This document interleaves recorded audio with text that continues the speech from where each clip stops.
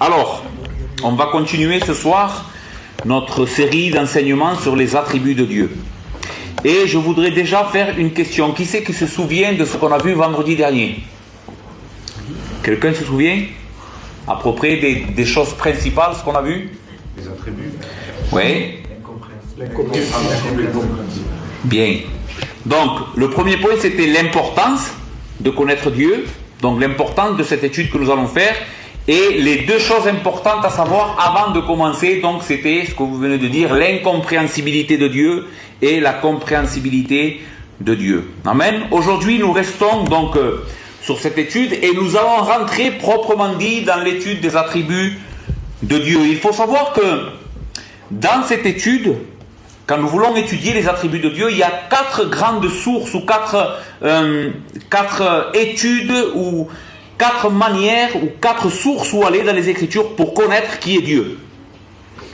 Il y a 4 manières dont les Écritures nous révèlent et nous apprennent des choses sur Dieu. Premièrement, ses attributs, étudier les attributs directement que Dieu a révélés. Par exemple, Dieu a dit qu'il est un Dieu saint, qu'il est un Dieu d'amour. Tout cela, ce sont des attributs de Dieu que nous allons pouvoir étudier. Ensuite, nous connaissons Dieu en étudiant aussi sa providence. Quelqu'un sait qu'est-ce que c'est la providence de Dieu? La providence de Dieu, en réalité, c'est la manière comment Dieu interagit ou agit dans l'histoire humaine. D'accord? Ça, c'est la providence de Dieu. Ceci nous révèle quelque chose sur Dieu aussi. Ensuite, nous avons ses œuvres. Ce que Dieu fait, par exemple, dans la création. Dans la création, la Bible nous apprend qui est Dieu et quelque chose sur lui, et aussi au travers de son nom, ou de ses noms. Ok? Ce soir, nous allons commencer à étudier la doctrine de Dieu au travers du nom de Dieu. Nous allons commencer à étudier en partant du texte où Dieu va se révéler à Moïse depuis le buisson ardent avant de l'envoyer pour libérer le peuple d'Israël. Et pourquoi nous allons commencer par le nom de Dieu? Pourquoi? Parce que dans toute relation, nouvelle relation ou dans toute connaissance d'une personne, qu'est-ce qu'on fait quand on vient de connaître une personne? La première chose qu'on fait, qu'est-ce que c'est? Comment tu t'appelles? C'est la base. Donc on ne peut pas connaître une personne sans connaître son nom. La première chose qu'on fait, c'est connaître son nom, et c'est ce que nous allons faire ce soir. Nous allons prier le Seigneur avant de commencer. Notre Père Céleste, c'est devant ta majesté grande et qui nous dépasse tous, Seigneur, que nous nous approchons, et nous voulons, Seigneur, nous approcher de ta présence avec révérence et humilité. Seigneur, en sachant, comme nous avons dit vendredi dernier, que si tu ne te révèles pas à nous, il nous serait impossible de te connaître. Alors, s'il te plaît, dans ta miséricorde et à cause de ton amour pour ton peuple, viens te révéler à nous, Seigneur. Ô Père, nous savons que nous ne méritons pas, on mérite pas cela, Seigneur, mais dans ta grâce et à cause de ton Fils, nous nous approchons, Seigneur, en lui, et nous te demandons cette bénédiction, que ce soir tu sois glorifié et connu au milieu de ton peuple. Merci pour tout, au nom de Jésus. Amen. Donc la première chose, c'est l'importance des noms de Dieu dans la Bible, ou des noms dans la Bible. Il faut savoir que la Bible utilise les noms d'une personne d'une autre manière de comment nous on le fait. Comment on utilise le nom, nous, le nom aujourd'hui d'une personne? On l'utilise uniquement pour faire distinction entre deux personnes. D'accord? C'est de la manière exclusive comment nous aujourd'hui on utilise le nom. Mais à l'époque biblique, le concept du nom d'une personne est beaucoup plus grand et beaucoup plus riche que ce que nous avons comme concept en ce qui concerne le nom d'une personne. Un nom dans les Écritures ne sert pas simplement à désigner une personne, mais sert aussi à nous faire connaître quelque chose de son caractère ou de sa nature. D'accord? Ceci est important déjà. Par exemple, Jacob, que vous connaissez sûrement, c'était le fils de... Comment c'est Maya, Seigneur? Comment? Non. Isaac. C'est le fils d'Isaac. Jacob, c'est le fils d'Isaac. C'est le fils d'Isaac. Jacob veut dire trompeur. C'est ce que veut dire ce nom, Jacob. Et pendant toute la première partie de sa vie, nous voyons dans les Écritures que Jacob, effectivement, était de nature trompeur. C'était quelqu'un qui volait, qui usurpait. Et cela donc nous révèle quelque chose de son caractère de Jacob. Jusqu'au moment où Dieu va intervenir dans la vie de Jacob, et il va travailler avec lui, il va le transformer, et alors Dieu va changer le nom de Jacob, parce que maintenant ça ne correspond plus à la personne qu'il est. Et on lit cela dans Genèse 32, 28, il dit encore, ton nom ne sera plus Jacob, Dieu va changer le nom de cette personne, mais tu seras appelé Israël, car tu as lutté avec Dieu et avec des hommes, et tu as été vainqueur. Et ce n'est pas la seule personne dans les Écritures à qui nous voyons que Dieu va changer le nom, parce que ça ne correspond plus à la personne. Nous voyons aussi que Dieu va faire la même chose avec Abraham et Sarah, sa femme. Nous lisons dans Genèse 17, versets 4 à 6, « Voici mon alliance que je ferai avec toi, ou que je fais avec toi, tu deviendras père d'une multitude de nations. » Dieu lui fait la promesse à Abraham qu'il allait être le père d'une multitude de nations. Mais avant cela, nous voyons qu'Abraham ne pouvait pas avoir de postérité. Donc cela ne correspond plus à qui il est. Alors Dieu va changer son nom. On ne t'appellera plus Abraham, mais ton nom sera Abraham. Car je te rends père d'une multitude de nations, je te rendrai fécond à l'infini, je serai avec toi, je ferai de toi des nations et des rois sortiront de toi. Donc le nom est changé par rapport à la personne et ce qu'il est. Donc nous voyons que dans les Écritures, les noms sont très importants. Car ils nous donnent beaucoup d'informations au sujet de la personne qui le porte, de la nature de son caractère ou de l'importance que cet homme ou cette femme joue dans le plan de Dieu. D'accord? Jésus, par exemple, veut dire celui qui sauvera son peuple. Le nom de Jésus, c'est celle-ci, la signification. Celui qui sauvera son peuple. Et ceci s'applique aussi, ce que nous venons de dire ici, s'applique aussi à Dieu. Parce que Dieu va se révéler sous son nom, sous un nom. Et son nom sous lequel Dieu va se révéler, va nous révéler aussi quelque chose de son caractère, de sa nature. Et c'est ce que nous voulons voir ce soir. Donc ce que nous allons faire ce soir, c'est que nous allons diviser notre étude du nom de Dieu en deux parties. Ce soir nous verrons la première partie, qui va être ce que le nom de Dieu nous révèle au sujet de sa nature et de son être. Et dans la deuxième partie, qui ne sera pas ce soir mais la prochaine fois, nous verrons ce que le nom de Dieu nous révèle en ce qui concerne la relation qu'il a avec son peuple pour le sauver. D'accord? Deux choses. Ce soir, nous verrons ce que le nom de Dieu nous révèle sur sa nature. Et vendredi prochain, je ne sais pas si c'est moi qui prêchera, mais quand on continuera l'étude, on verra ce que le nom de Dieu nous révèle en ce qui concerne sa relation avec son peuple. Lisons le texte ce soir que je voudrais partager. C'est Exode 3, à partir du verset 1. C'est au moment où Dieu justement va parler à Moïse depuis le buisson ardent, même si on ne va pas s'arrêter sur chacun des versets, mais c'est important que je fasse la lecture, écoutez bien. Moïse faisait paître le troupeau de Jéthro, son beau-père, sacrificateur de Madian, et il mena le troupeau derrière le désert et vint à la montagne de Dieu à Horeb.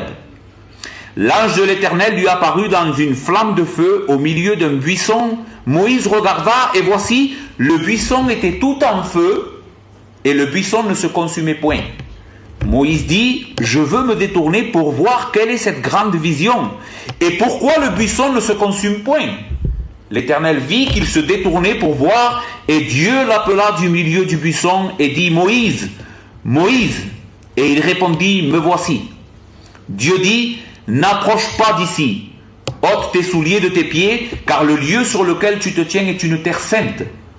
Et il ajouta, je suis le Dieu de ton père, le Dieu d'Abraham, le Dieu d'Isaac et le Dieu de Jacob. Moïse se cacha le visage, car il craignait de regarder Dieu.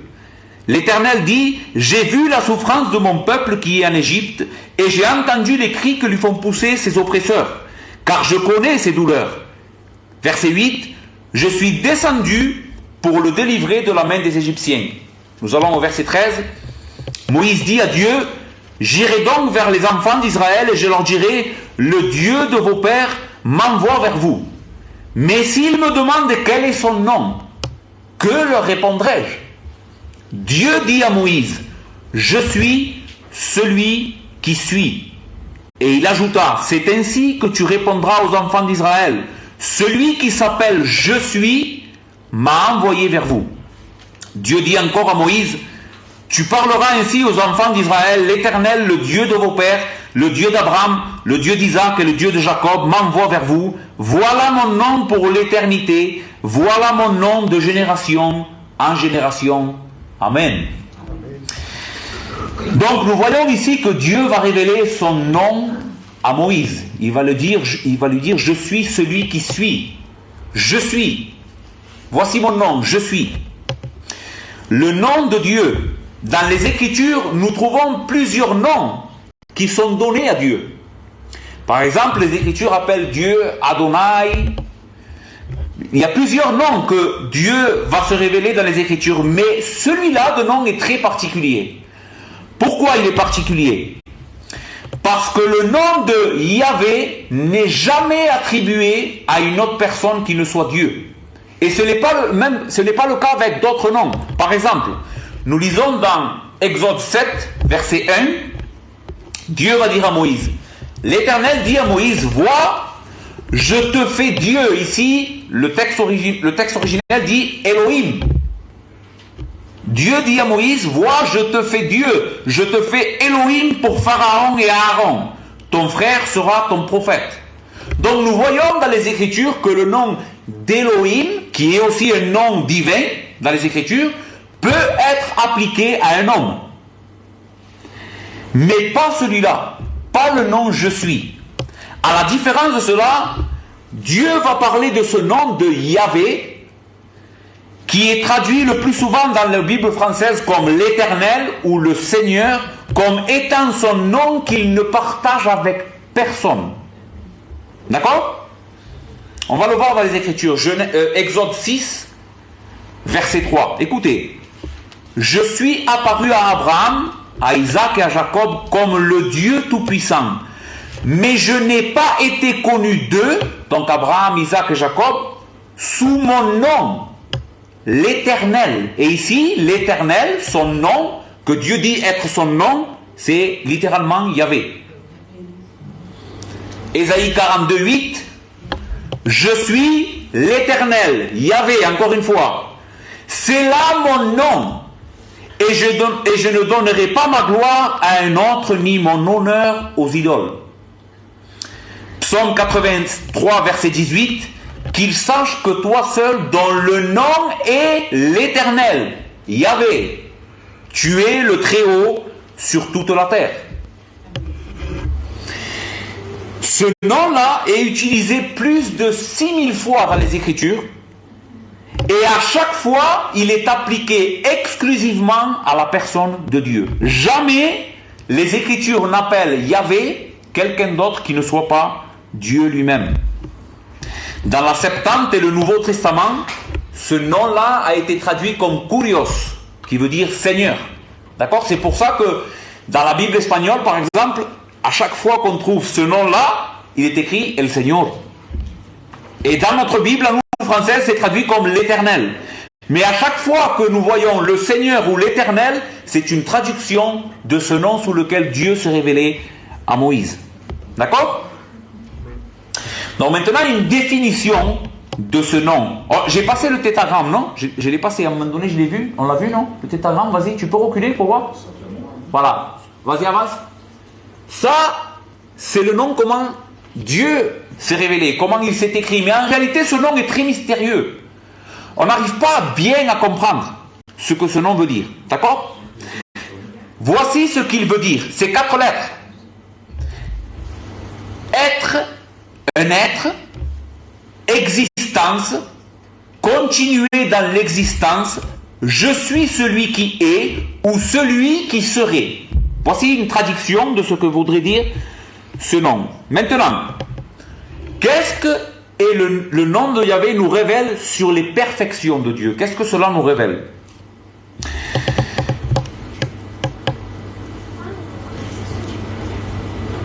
Donc, le nom, nous avons dit, nous révèle toujours quelque chose en ce qui concerne la personne qui le porte. Écoutez ce que le nom de Dieu dira à ce sujet. La signification du nom qu'il est l'existant, ou qu'il existe, veut dire qu'il existe depuis toute l'éternité, de sorte que ce nom va aussi avec son essence.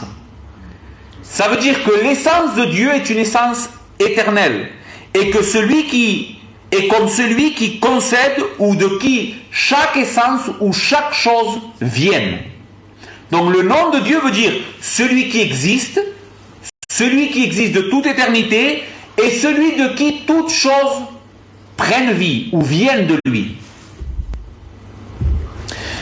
Ceci rejoint très bien ce que Paul dira à un moment donné dans une ville qui ne connaissait pas Dieu, je crois que c'est à Athènes, il se trouve à Athènes, et il va évangéliser cette ville, et il va dire dans Acte 17, « Le Dieu qui a fait le monde et tout ce qui s'y trouve, étant le Seigneur du ciel et de la terre, n'habite point dans un temple fait de mains d'hommes.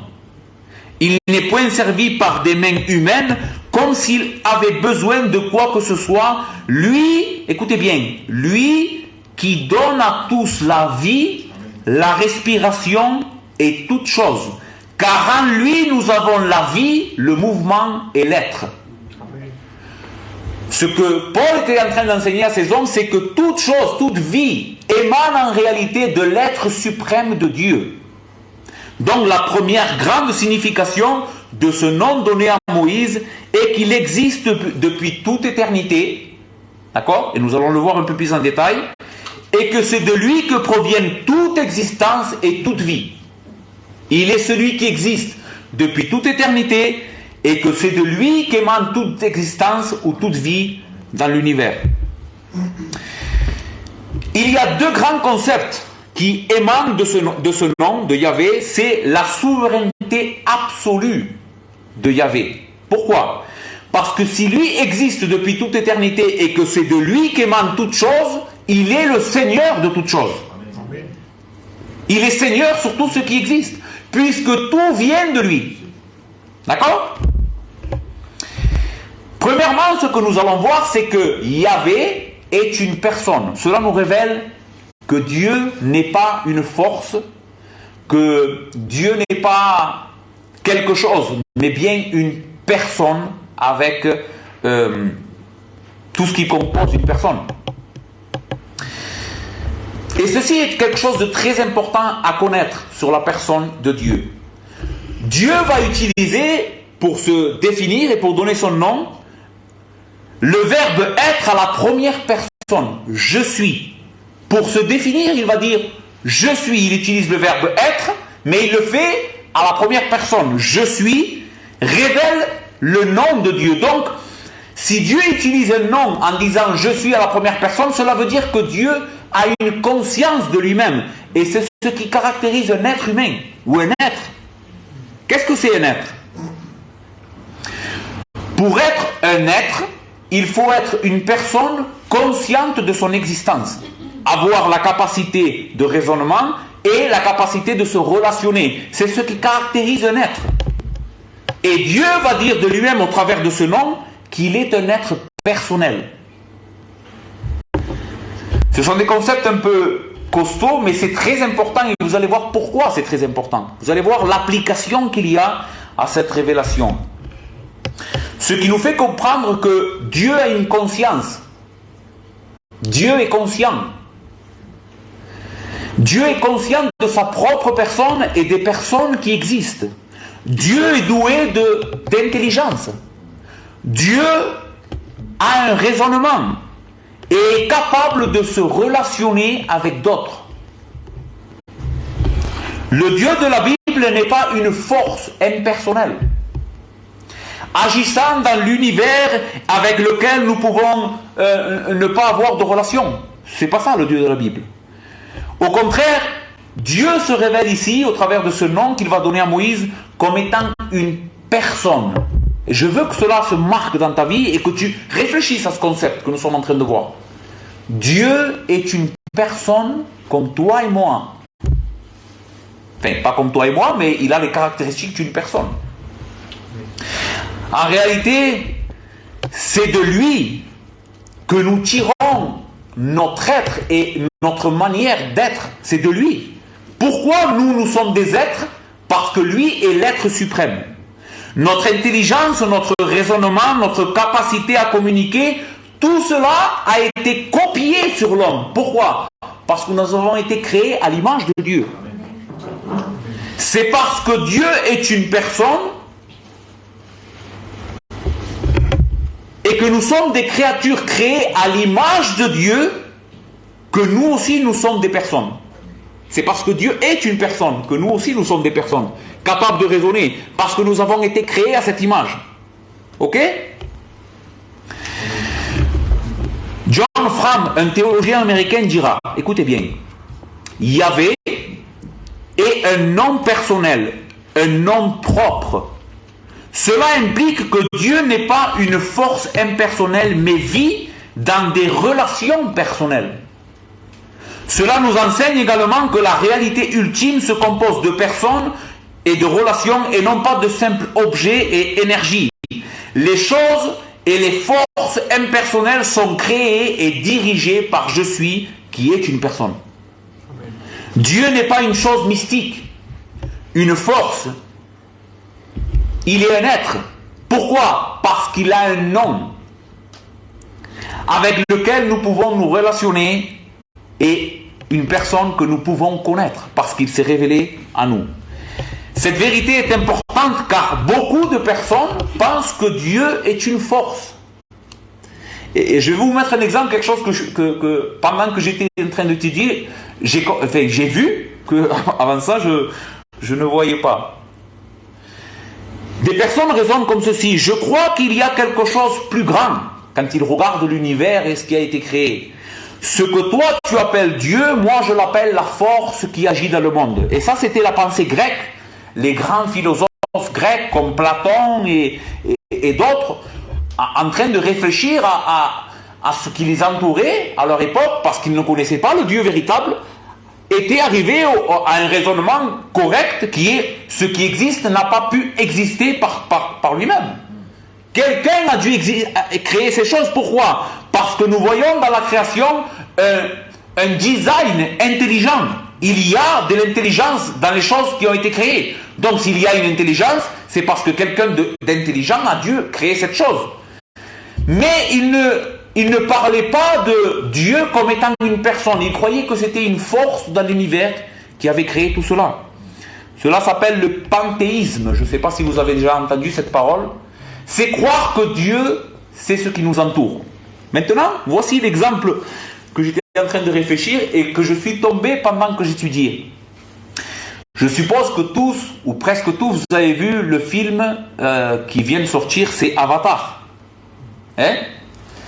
Dans Avatar, ils habitent dans un monde qui s'appelle Pandora.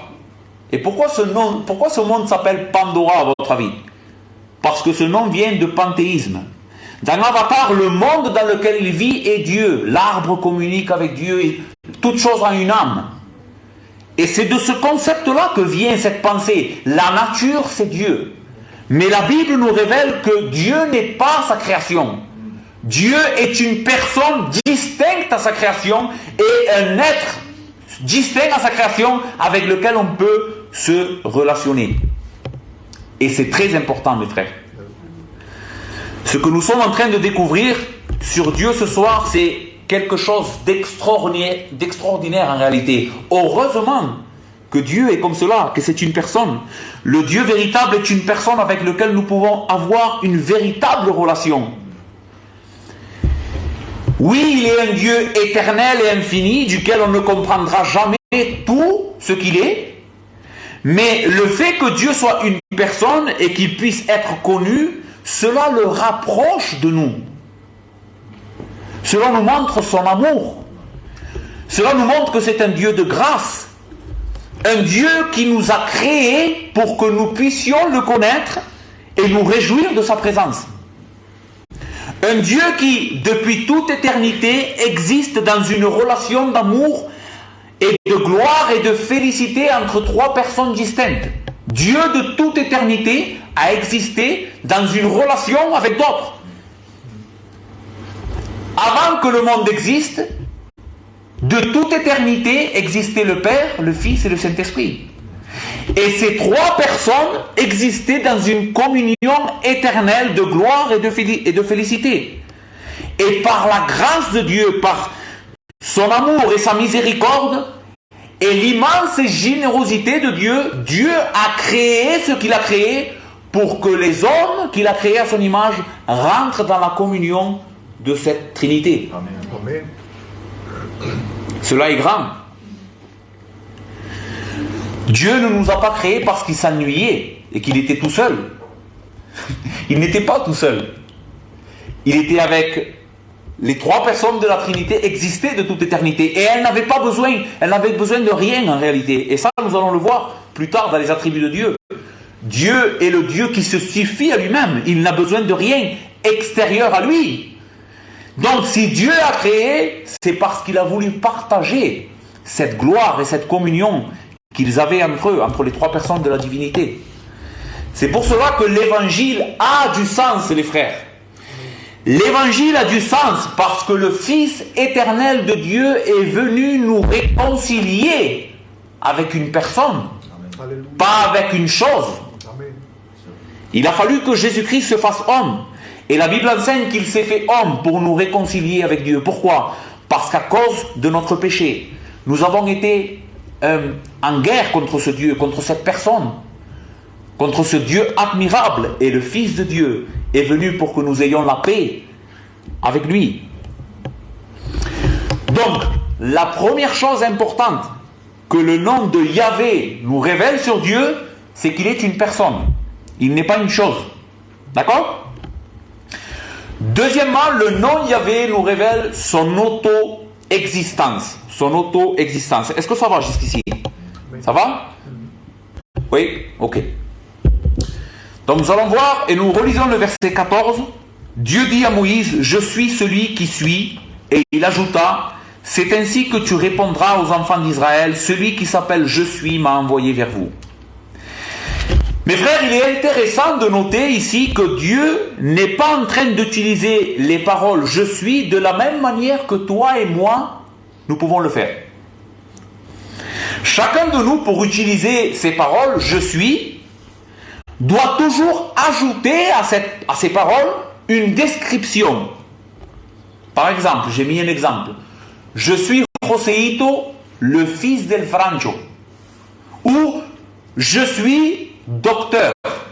C'est-à-dire que « je suis » n'a aucun sens si on n'ajoute pas quelque chose derrière, n'est-ce pas?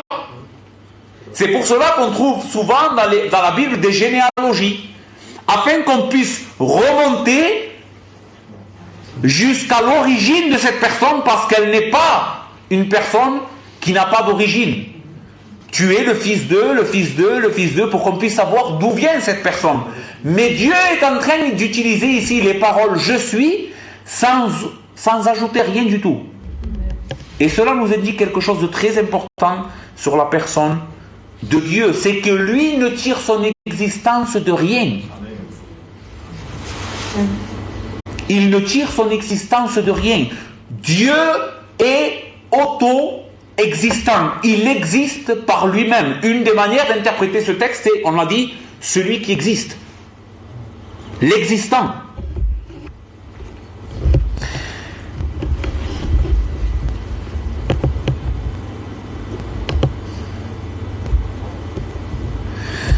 Thomas d'Aquin, un homme qui a existé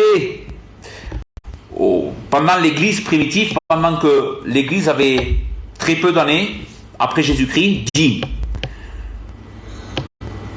que puisque le nom de Dieu est « Je suis », son essence inclut son existence. Si Dieu se révèle comme étant le « Je suis », le Dieu existant, donc son essence inclut son existence. Il existe par lui-même, en d'autres mots. Stéphane Tchernoff, un autre puritain, dira « Je suis, c'est-à-dire que je ne reçois de personne d'autre ce que je suis à moi-même. Il ne dépend d'aucun autre pour son essence, ses connaissances, ses buts, et n'a donc aucun pouvoir sur lui qui pourrait le faire changer. » Ceci est d'une importance capital pour comprendre qui est Dieu. Puisque Dieu se révèle comme le Dieu auto-existant et indépendant de toute chose, ainsi, tout ce que Dieu fait, toute la connaissance qu'il a, tout ce que Dieu est, ne peut pas être changé par une force extérieure à lui. Il ne peut pas. Parce que Dieu tire son existence de son propre être. Ce n'est pas le cas de chacun d'entre nous. Pourquoi tu existes? Tu existes parce qu'un homme et une femme se sont unis dans un mariage. Donc il y a une cause à ton existence. Et si on remonte comme cela, on va remonter très loin. Mais Dieu n'existe pas à cause d'une cause. Il existe par lui-même. Il est auto-existant. Je sais, cela nous dépasse. Mais là, il faut nous mettre l'équipement de « je ne comprendrai jamais Dieu ». Et on est en train de monter. Mais cependant, on comprend ce que Dieu a révélé de lui. On ne comprend pas tout, mais ce qu'on comprend, c'est que Dieu est auto-existant et il ne tire son existence de rien ni de personne. Il existe par lui-même et il se suffit à lui-même.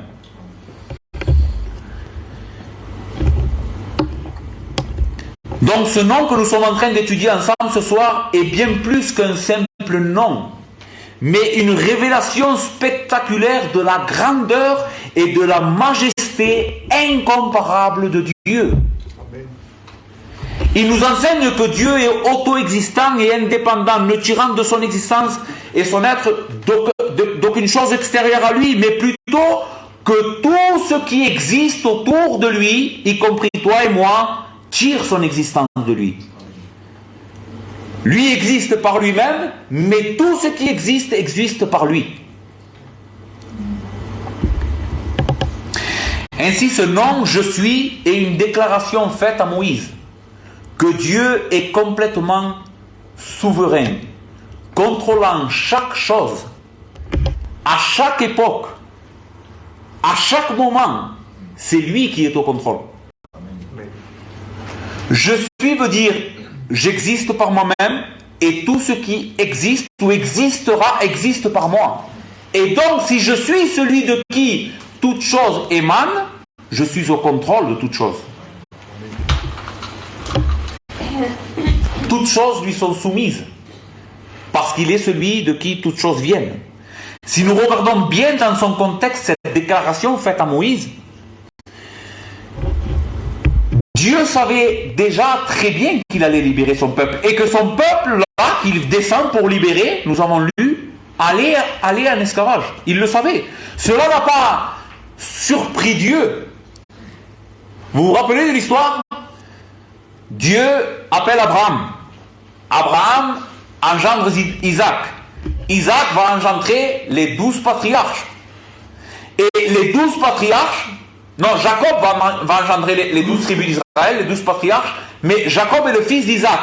Et quand Joseph est vendu par ses frères, il va en Égypte.